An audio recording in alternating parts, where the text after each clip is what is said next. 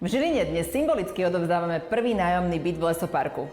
Mieste, ktoré prináša moderné bývanie v atraktívnej lokalite.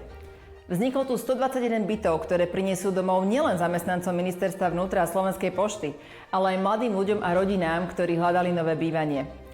Sme radi, že náš investičný partner Kooperativa sa rozhodol nájomné bývanie rozvíjať nielen v hlavnom meste, ale aj v regiónoch Slovenska.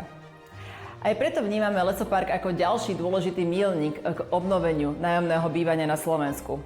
A toto je len začiatok. Super, takže je to tu konečne a aj v Žiline máme prvé byty odovzdané. Veľký záujem, takisto ako v Bratislave, dokonca dvojnásobný oproti tomu, koľko bytov máme. Byty budeme postupne odovzdávať od júna, verím, že až po koniec augusta, že sa nám podarí zaplniť všetky bytovky. A verím, že teda ľuďom sa to bude veľmi dobre bývať. Okolie je veľkolepé, preto sa projekt volá aj Lesopark, lebo sa nachádza v blízkosti Žilinského lesoparku.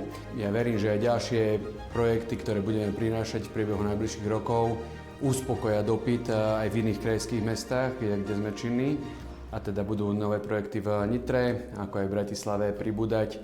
Analyzujeme takisto ďalšie iné krajské mestá, ale momentálne sa prioritne fokusujeme na tú Nitru a Bratislavu. Ak aj vy hľadáte dostupné nájomné bývanie, registrujte svoj záujem a zistite viac na našom webe.